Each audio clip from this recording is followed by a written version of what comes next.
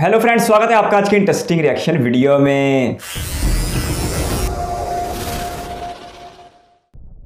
नमस्कार नहीं welcome you world affairs. मैं हूं प्रशांत धवन। नाउ पूरी दुनिया में आप अगर देखो तो मीडिया में एक ही बातचीत की जा रही है कि क्या यूएसए कंप्लीटली ब्लॉक कर सकता है रशिया को फ्रॉम द यूनाइटेड नेशंस, क्योंकि लग रहा है कि यूएसए ने इसका प्रोसेस शुरू कर दिया है। और कई जियोपॉलिटिकल एनालिस्ट डर इसलिए रहे हैं क्योंकि ये शुरुआत हो सकती है एक लार्जर वॉर की। समझाता हूं यहां पर हुआ क्या है। रशिया के विदेश मंत्री सर्गेई लावरोव अपने 50 से ऊपर जो इनके डिप्लोमेट, इनके साथी हैं, उनके साथ मिलकर ये रशियन फेडरेशन से जाना चाहते हैं यूएसए में। यूएसए में क्यों जाना चाहते हैं? क्योंकि यूएसए में आपको पता होगा, यूएसए के शहर न्यूयॉर्क में है यूनाइटेड नेशंस की बिल्डिंग। वहां पर सर्गेई लावरोव एक बहुत ही इंपॉर्टेंट स्पीच देना चाहते हैं, मगर यूएसए ने इनको ब्लॉक करना स्टार्ट कर दिया है। यूएसए ने अभी तक कोई भी वीज़ा दिया नहीं है रशिया के विदेश मंत्री को, और लगता भी नहीं है देने वाले हैं, क्योंकि सैंक्शंस यूएस अप्लाई कर चुका है सर्गेई लावरोव पर। और रशिया यहां पर कह रहा है कि यह अलार्मिंग बात है कि यूएस गलत फायदा उठा रहा है इस बात का कि यूनाइटेड नेशंस की बिल्डिंग इनकी धरती पे आती है। ये अपने आप में कई इंटरनेशनल एग्रीमेंट्स का वायलेशन है कि यूएसए ये कहकर कि सिंस यूएन इनकी धरती पे है, यूएन की जो बिल्डिंग है इनकी धरती पे है, तो बाकी कंट्रीज के विदेश मंत्रियों को ये लोग ब्लॉक करेंगे। ऑलरेडी हम देख रहे हैं कि चाइना का जो स्टेट मीडिया है, इनके बहुत सारे जो और जियोपॉलिटिकल एनालिस्ट हैं चाइना में, ये सब लोग रशिया के सपोर्ट में आ गए हैं। मोस्ट प्रॉब्ली आप देखोगे कि चाइनीज गवर्नमेंट भी एक ऑफिशियल स्टेटमेंट देगी इस बारे में, जहां पर ये लोग कहेंगे कि यूनाइटेड नेशंस कोई कठपुतली नहीं है यूएसए की। यूएसए किसी कंट्री को यूनाइटेड नेशन से ब्लॉक नहीं करवा सकता, इसके लिए एक पूरा प्रोसेस चाहिए। ना इस वीडियो में मैं आपको बताऊंगा कि ये सारा इशू क्या है, किस तरीके से एक देश को यूनाइटेड नेशन से बाहर निकाला जाता है, उसका पूरा प्रोसेस क्या है, ये भी मैं आपको समझाऊंगा। तो काफ़ी कुछ यहाँ पे आपको जानने को मिलेगा। ना इतिहास में अगर हम जाएं और हम एक्सप्लोर करने की कोशिश करें कि वर्ल्ड वॉर 2 आखिर हुई क्यों थी, क्यों इतने सारे कंट्रीज आपस में लड़े, दुनिया भर में मिलियंस मारे गए, इसकी मेन वजह लोग कहते हैं कि उस वक्त यूनाइटेड नेशंस जैसा संगठन था नहीं जहां पर जो भी डिस्प्यूट है उनको हम रिजॉल्व करवाते। उस समय एग्जिस्ट करता था लीग ऑफ नेशंस। ये इसके बारे में आपने सुना होगा कि यूनाइटेड नेशंस से पहले हुआ करता था लीग ऑफ नेशंस। और ये जो सारे देश आपको दिख रहे हैं रंग बिरंगे, ये एक ना एक समय में at some point of their existence ये लीग ऑफ नेशंस के पार्ट थे। बाद में of course since League of Nations में बातचीत करने का मैकेनिज्म बहुत कमज़ोर था, धीरे धीरे जो सुपर पावर्स थी उस टाइम के उन्होंने यहाँ से विड्रॉ करना स्टार्ट कर दिया, और इवेंचुअली हमने देखा कि लीग ऑफ नेशंस बिल्कुल फेल कर गया और वर्ल्ड वॉर 2 हो ही गई। नाउ लीग ऑफ नेशंस जब बिल्कुल ख़त्म हो गया, by the way league of Nations शुरू हुआ था 1920 में और इसको फाइनली बंद कर दिया गया 1946 में। तो लीग ऑफ नेशंस के बजाय दुनिया भर के कंट्रीज ने फोकस किया यूनाइटेड नेशंस पे कि यूएन हम बनाएंगे। और यूनाइटेड नेशंस का मेन पर्पस पता है क्या है? आप सोचकर देखिए, यूनाइटेड नेशंस की जो एग्जिस्टेंस है, चाहे डॉक्यूमेंट्स में कुछ भी लिखा हो, मगर ओवरऑल जियोपॉलिटिकल कंटेक्स्ट में यूनाइटेड नेशंस का मेन काम यह है कि वर्ल्ड वॉर 3 ना हो जाए। और अभी रिसेंटली आप अगर देखो 2020 में जब यूनाइटेड नेशंस ने अपनी 75th एनिवर्सरी सेलिब्रेट करी थी, तब इन लोगों ने लिटरली कहा था कि ये एक अकॉम्प्लिशमेंट है यूएन की कि 75 ईयर्स हो गए और वर्ल्ड वॉर 3 अभी तक नहीं हुई। नहीं तो आप देखोगे वर्ल्ड वॉर 1 और वर्ल्ड वॉर 2 में जो ओवरऑल ईयर्स का डिफरेंस है ये काफ़ी कम था। मगर यूएसए आज के समय मैं कहूँगा ऐसे स्टेप्स उठा रहा है जिससे यूएन बिखर सकता है। और यूएन एक बार बिखर गया ना, फिर मैं कहूँगा मेजर कॉन्फ्लिक्ट होने के चांसेस बहुत ज़्यादा हैं। इससे पहले काफ़ी महीने पहले मैंने आपको बताया था कि यूक्रेन वॉर हो सकती है। इवेंचुअली यूक्रेन वॉर हुई कि स्मॉल स्केल कॉन्फ्लिक्ट बढ़ सकती है, बाल्टिक जो स्टेट्स हैं उनके साथ टेंशन बढ़ सकती है, वो भी हम आज के समय देख रहे हैं। मगर कभी भी आपने नोटिस किया होगा, मैंने ये नहीं कहा कि वर्ल्ड वॉर 3 हो जाएगी। इसका सोल रीज़न यही है कि यूनाइटेड नेशंस एग्जिस्ट करता है, मगर यूएसए की जो अब ये नई जिद है कि ये लोग रशियंस को ब्लॉक करेंगे फ्रॉम यूएन बिल्डिंग, इससे देखिए एक बार को यूनाइटेड नेशंस बिगड़ सकता है। क्योंकि देखो, यूनाइटेड नेशंस जब फॉर्म हुआ उसके बाद ना ये डिसाइड किया गया कि यूनाइटेड नेशंस के जो हेडक्वार्टर्स हैं ये होंगे यूएसए में। अब आप पूछोगे ये किसने डिसाइड किया? देखिए, यूनाइटेड नेशंस की जो सिक्योरिटी काउंसिल है, जो मेन पावर्स हैं, ये वर्ल्ड वॉर 2 के एंड पर बेस्ड है। जो भी देश वर्ल्ड वॉर 2 में जीते थे उनको by default UN security council में प्रॉपर परमानेंट सीट भी मिली है। तो यूएसए सिंस सबसे बड़ा विनर था तो यूएसए लेगा यहाँ पर हेडक्वार्टर्स। मगर अब चिंता यहाँ पर यह थी कि यूएन के हेडक्वार्टर्स यूएसए में रहेंगे, मगर यूएस गवर्नमेंट यहाँ पर इंटरवेंशन नहीं करेगी। इसकी गारंटी कौन देगा? इसके लिए यूनाइटेड नेशंस ने एक एग्रीमेंट साइन किया था यूएसए के साथ, जिसको हम कहते हैं यूएन हेडक्वार्टर्स एग्रीमेंट। यहाँ पर आप देख पाओगे एक प्रॉपर एग्रीमेंट है यूनाइटेड नेशंस और अमेरिकन गवर्नमेंट के बीच में। इसमें यह लिखा हुआ है कि न्यूयॉर्क में ना एक प्रॉपर यूनाइटेड नेशंस डिस्ट्रिक्ट बनाया जाएगा। यहाँ पर यूएसए की पुलिस को उतनी अथॉरिटी नहीं होगी, मतलब कि अगर मान लो यहाँ पर कुछ क्राइम होता है, कुछ अगर मान लो किसी डिप्लोमेट ने कुछ कर दिया, तो यूएसए की पुलिस सीधा एंट्री यहाँ पर ले नहीं सकती। इनको बहुत सारी परमिशन चाहिए होगी यूएन से, यूएस गवर्नमेंट से, तभी ये यहाँ पे एंटर कर सकते हैं। यहाँ पर सिक्योरिटी प्रोटोकॉल और टाइप के हैं। ये बेसिकली बहुत ही स्पेशल डिस्ट्रिक्ट है और इतिहास में आप देखोगे यूएसए के कई कंट्रीज के साथ रिलेशंस खराब हुए हैं। फॉर एग्जांपल ईरान हो गया, नॉर्थ कोरिया हो गया, वेनेजुएला आप कह सकते हैं।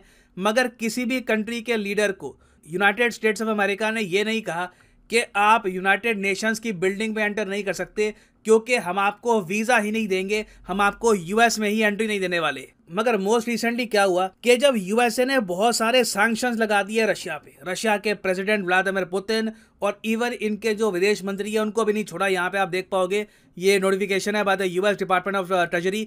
यहाँ पर कह रहे हैं US Treasury imposes sanctions on Russian Federation president Vladimir Putin and minister of foreign affairs Sergey Lavrov. तो इन सैंक्शंस के अंडर ना पुतिन लीगली यूएसए में एंट्री नहीं कर सकते। ये बात यूएस ओपनली कह चुका है और ना इनके विदेश मंत्री यूएसए में कर सकते हैं एंट्री। रशिया ने भी, वैसे मैं ऐड करना पड़ेगा मुझे यहाँ पर, रशिया ने भी इसके जवाब में यूएसए को भी कहा कि ठीक है तुम भी अब एंटर नहीं कर सकते हमारे देश को, और रशिया ने एंट्री बैन कर दी जो बाइडन और ब्लिंकन की। मगर यूएस यहाँ पे हंस रहा था कि हम लोग रशिया में जाना भी क्यों चाहेंगे, रशिया में कौन से हेडक्वार्टर्स है, ये जो सारी गेम है ये कंप्लीटली रिग्ड है। यूएस ऑलरेडी यहाँ पर विनर है, क्योंकि रशिया को आवश्यकता है यूएसए में जाने की। यूएस अगर नहीं जाता रशिया में, यूएसए के प्रेसिडेंट नहीं जाते रशिया में, तब कोई उनकी इंटरनेशनल एंगेजमेंट खराब नहीं होगी इससे ना। एक तो ये सैंक्शंस वाली बात है, उसके अलावा यूएसए का जो पार्लियामेंट है जिसको ये कहते हैं यूएस कांग्रेस ने रिसेंटली यूनानिमसली वोट किया कि चलिए रशिया को ना all together United nation security council से, फिर यूनाइटेड नेशन से बाहर निकालते हैं। यूनाइटेड नेशन से बिल्कुल रशिया को अलग कर दो, क्योंकि इन्होंने यूक्रेन पे अटैक किया है। ये बहुत बड़ी बात है, ये किसी मेंबर ऑफ पार्लियामेंट ने नहीं कहा, यूएस कांग्रेस ने यूनानिमसली इस पर एक रेजोल्यूशन पास किया था। अब यहाँ पर आप कहोगे क्या यूएस ऐसा कर सकता है, क्या कोई भी कंट्री यूनाइटेड नेशन से बाहर निकाला जा सकता है? तो मैं कहूँगा देखिए इसका एक प्रोसेस है। प्रोसेस ये है कि मान लीजिए फॉर एग्जांपल एक देश है वेनेजुएला, यूएसए चाहता है कि वेनेजुएला को यूनाइटेड नेशन से बाहर निकाला जाए। प्रोसेस इसका ये होगा कि पहले यूनाइटेड नेशंस के सिक्योरिटी काउंसिल में जाएगा यूएसए। सिक्योरिटी काउंसिल में 15 मेंबर आपको पता है, 5 परमानेंट है, 10 टेम्परेरी। यहाँ से ना एक अप्रूवल लिया जाएगा कि जो यूएन की जनरल असेंबली है जहाँ पे 193 मेंबर हैं, उधर हम वोटिंग करवाना चाहते हैं इस मुद्दे पर कि वेनेजुएला को यूएन में बने रहना चाहिए या फिर इसको निकालना चाहिए। तो पहले यहाँ पर सहमति देगा सिक्योरिटी काउंसिल, उसके बाद बात जाएगी जनरल असेंबली में, और फिर जनरल असेंबली में अगर वोटिंग होती है मेजोरिटी में तो वेनेजुएला को बाहर निकाला जाएगा from the United Nations. Russia का केस आप अगर देखो ऐसा है कि रशिया को बाहर निकालना यूनाइटेड नेशन से इम्पॉसिबल है। इम्पॉसिबल क्यों है? क्योंकि सिक्योरिटी काउंसिल में जैसे ही यूएस अप्रूवल के लिए जाएगा कि जी हम ना जनरल असेंबली में जहां पे 193 मेंबर्स हैं वहां पे वोटिंग करवाना चाहते हैं रशिया के मेंबरशिप के इशू को लेकर, रशिया ये अप्रूवल पहले देगा ही नहीं, रशिया वीटो कर देगा इस प्रपोजल को यूनाइटेड नेशन सिक्योरिटी काउंसिल में ही। तो बात कभी भी यूएन की जनरल असेंबली में नहीं जाने वाली। तो इवन तो यूएस चाहता है कि रशिया को बाहर निकाल दिया जाए यूनाइटेड नेशन से, it is simply not possible. United Nations का जो संविधान है वहां पे कोई आप कह लीजिए रास्ता ही नहीं दिया हुआ कि एक परमानेंट मेंबर को आप सिक्योरिटी काउंसिल से कैसे निकाल सकते हो। तो सिंस यूएस ये सब नहीं कर सकता, तो अगला स्टेप अब यूएस यहाँ पर ये चल रहा है कि सिंस इनकी धरती पर यूनाइटेड नेशंस की बिल्डिंग है, ये रशिया की एंट्री ब्लॉक कर रहे हैं। अब यहाँ पर देखिए इसके रिस्पॉन्स में 2 चीज़ हो सकती हैं। पहली चीज़ तो ये है कि रशिया के प्रेसिडेंट और इनके जो विदेश मंत्री हैं ये वीडियो कॉन्फ्रेंसिंग के जरिए यूनाइटेड नेशंस में एक अपना एड्रेस दें। एक तो ऑप्शन यहाँ पर ये है। दूसरी पॉसिबिलिटी ये है कि रशिया ना चाइना के साथ मिलकर, कुछ और देशों के साथ मिलकर ऑल टुगेदर पुल आउट कर ले from the United Nations. Already Russia United Nations के जो बाकी कंट्रीज हैं उनसे बात कर रहा है और ये कह रहा है कि प्रेशर बनाओ यूएसए पर कि हमको वीज़ा मिले, मगर यूएस अपना स्टांस चेंज करने को रेडी है नहीं। और मैं आपको ये बता दूं ये शुरुआत हो सकती है एक मेजर ग्लोबल कॉन्फ्लिक्ट की। और हिस्टोरियंस जब इसके बारे में लिखेंगे तो कहेंगे कि यही शुरुआत थी। यहीं से ना, जब यूनाइटेड नेशंस वीक होना स्टार्ट हो गया, उसके बाद लगातार जो ग्लोबल कॉन्फ्लिक्ट है ये बढ़ती गई। तो उम्मीद अभी के लिए यही है कि कहीं ना कहीं यूएसए को एक विजडम आए और ये लोग रशिया की एंट्री ना रोके यूएन में, नहीं तो the world is heading towards a very dangerous. Video की लास्ट बात सुन के तो मुझे गुलजार साहब का शेर याद आ रहा था, जिन्होंने कहा था कि आंखों को वीज़ा नहीं लगता, सपनों की सरहद नहीं। अगर अमेरिका ने रशिया को वीज़ा ना दिया, रशिया के सदर को या उनके वजीर खारजा सरगई को, तो फिर वो वर्चुअल कनेक्टिविटी कर सकते हैं, इंटरनेट की तरक्की का इस्तेमाल करते हुए उसमें शिरकत कर सकते हैं। लेकिन ये कितनी गलत बात है कि यूनाइटेड नेशन ने पिछले 75 सालों में ऐसा कोई कानून ही नहीं बनाया कि यूनाइटेड नेशन के हेडक्वार्टर ऐसी जगह पे बना दिए जाएं जो एक आलमी इलाका डिक्लेयर कर दिया जाए, जहां पर किसी भी मुल्क की कोई भी स्वाबदीद हुकूमत ना हो, और वो एक आलमी निज़ाम के तहत बनाया जाए। हम समुद्रों में ये चीज़ देखते हैं कि जो समुद्र किसी मुल्क की सरहद में नहीं आते, उन्हें आलमी समुद्रों का दर्जा दिया जाता है और वहाँ पर आलमी कवानीन नाफज होते हैं। तो दुनिया के सबसे अहम अदारे यूनाइटेड नेशन, जिसने इस दुनिया के लिए सच में बहुत कुछ किया, उसके लिए भी इसी दुनिया में कोई ऐसा इलाका मुख्तस कर देना चाहिए जो किसी भी मुल्क की मलकियत ना हो। खैर, यूनाइटेड नेशन की कामयाबियों की बात करें तो पहली और दूसरी आलमी जंगों के दरमियान सिर्फ 20 साल का फ़र्क है। 1919 में पहली जंग अजीम ख़त्म हुई तो 1939 में, यानी सिर्फ 20 साल के बाद दूसरी जंग अजीम शुरू हो गई। लेकिन 1945 में जब से यूनाइटेड नेशन बने, उसके बाद से आज 77 बरस बीत चुके हैं और कोई भी आलमी जंग नहीं लड़ी गई। रशिया और अमेरिका के दरमियान कोल्ड वार और हॉट वार ज़रूर लड़ी गई, लेकिन बराह रास्त ये मुल्क और बड़ी बड़ी कौमें एक दूसरे के आमने सामने नहीं आई। लेकिन अब अमेरिका की इश्तियाल अंगेजियों से ऐसा लगता है कि अमेरिका इस दुनिया को तबाह करने के जिस मिशन पे रवादम है वो ऐसा करके रहेगा। और जिस हमाकत का मुजाहरा करते हुए यूएस की कांग्रेस ने रशिया को बाहर निकालने की करारदाद पास की है, और अब अमेरिकी हुकूमत व्लादिमीर पुतिन को और सरगई लारोव को वीज़ा नहीं दे रही। हालांकि यूएन के सालाना मीटिंग के लिए यूनाइटेड नेशन का सालाना इजलास हर साल सितंबर में होता है, तो ये यकीनी तौर पर इससे बेचैनी बढ़ेगी। अमेरिका का ये इकदाम रूस को यूनाइटेड नेशन से दूर करे ना करे, रूस को चाइना के करीब जरूर कर देगा, और चाइना भी रूस की खुल के हमायत करेगा इस मौक़िफ़ के ऊपर। रशिया को किसी तौर भी यूनाइटेड नेशन से नहीं निकाला जा सकता, क्योंकि रशिया जो है वो यूएनएससी यानी यूनाइटेड नेशन सिक्योरिटी काउंसिल का परमानेंट मेंबर है, और उसके पास वेटो करने का इख्तियार है। इसके साथ साथ उसके पास चाइना जैसा मुल्क है जिसके पास वेटो करने का इख्तियार है। तो ये दीवाने का ख्वाब है जो अमेरिका ने एक ऐसे वक्त में देखा है जब दुनिया एक बड़ी जंग से गुजर रही है। यूक्रेन जंग की वजह से पूरी दुनिया एक आलमी महंगाई की जद में है, और ताइवान के ऊपर जंग बिल्कुल दस्तक दे रही है। पिछले दिनों अमेरिका ने ताइवान को $1.1 बिलियन का असला एक्सपोर्ट करने की मंजूरी दी है। कुछ एक ऐसे इकदाम मुसलसल देखने में आ रहे हैं कि अमेरिका अब ताइवान को जंग में झोंक के बगैर वापस नहीं जाने देगा। दूसरी तरफ वो रशिया के साथ अपने ताल्लुकात को पहले ही ख़राब कर चुका है यूक्रेन की वजह से।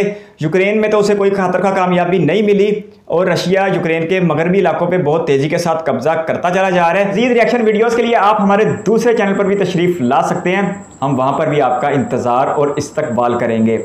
धन्यवाद। लेकिन अमेरिका की ये इश्तियाल अंगेजियाँ दुनिया को तकसीम करके रख देंगी, और फिर नया वर्ल्ड ऑर्डर आएगा जो यकीनी तौर पर चाइना और रशिया की बाहमी मुशावरत से होगा, और जो दुनिया में ताकत का तवाज़ुन है वो 180 डिग्री बदल जाएगा। पिछले बहुत से अरसे से दुनिया में अमेरिका सुपर पावर चला आ रहा है, जब से इसने रशिया को टुकड़े टुकड़े किया है, और उसके बाद से इसने दुनिया में बहुत ज़्यादा फसाद किए हैं, दुनिया के कई मुल्कों पर बराह रास्त हमले किए हैं, और आज भी दुनिया के कई मुल्कों पर ड्रोन हमले अमेरिका की तरफ से किए जाते हैं। तो अमेरिका को मुकम्मल आज़ादी है कि किसी भी मुल्क की दाखिली खुदमुख्तारी का और किसी भी मुल्क की सरहदों का लिहाज ना करते हुए किसी भी मुल्क में किसी भी नाम पर किसी भी वजूहात पर चढ़ दौड़े। अमेरिका को मुकम्मल आज़ादी है क्योंकि वो एक बेलगाम घोड़ा है, और अब उसका नजायज़ फ़ायदा वो ये उठा रहा है कि यूनाइटेड नेशन की जो हेडक्वार्टर्स हैं वो अगर न्यूयॉर्क में है तो फिर इसका मतलब है कि वहाँ पर अमेरिकी कानून नाफिज होगा, और अमेरिका जिसको वीज़ा देगा वो यूएन में आएगा, जिसको वीज़ा नहीं देगा वो यूएन में नहीं आएगा। तो ये एक ऐसी 75 साल के बाद 77 साल के बाद ज़रूरत पेश आ चुकी है कि यूनाइटेड नेशन के हेडक्वार्टर एक ऐसी जगह पर बना दिए जाए जिस इलाके को आलमी इलाका डिक्लेयर कर दिया जाए, और वहाँ पर किसी भी मुल्क का कोई भी लेना देना ना हो। इसके साथ साथ बहुत से आलमी इदारों के ऊपर भी अमेरिका का असर और रसूख बहुत ज़्यादा है। आप नेटो को उठा के देख लें, वहाँ पर अमेरिका की चलती है। आप IMF को उठा के देख लें, वहाँ पर अमेरिका की चलती है। वर्ल्ड बैंक को देख लें, वहाँ पर अमेरिका की चलती है। तो ये अमेरिका जो नाजायज़ तौर पर दुनिया के ऊपर बहुत अरसा हुकूमत कर चुका है, उसकी वापसी का वक्त शुरू हो चुका है। वो ऐसे इकदाम करना शुरू हो चुका है जिसकी वजह से ज़मीन के ऊपर जंगों के खतरात मंडलाने लग पड़े हैं, और दुनिया फिर से एक बड़ी जंग की तरफ धकेली जा रही है। लेकिन रशिया और चाइना की हिकमत अमली अमेरिका को ऐसा करने से बाज रखेगी, और आज आज नहीं तो कल अमेरिका को वीजा देना पड़ेगा, और अगर अमेरिका ने वीजा ना दिया तो फिर वीडियो लिंक के जरिए भी व्लादिमीर पुतिन या सरगेई लारोव शिरकत कर सकते हैं। तो अमेरिका की यह साजिश मुकम्मल तौर पर नाकाम हो जाएगी और खुद अमेरिका अपने लिए परेशानी पैदा कर रहा है इतनी बड़ी हमाकत करके। अमेरिका जिस तेजी के साथ चाइना और रूस को अपना दुश्मन बना रहा है, तो यूक्रेन और ताइवान को तो छोड़े, एक दिन अमेरिका को अपना दिफा करना भी मुश्किल हो जाएगा।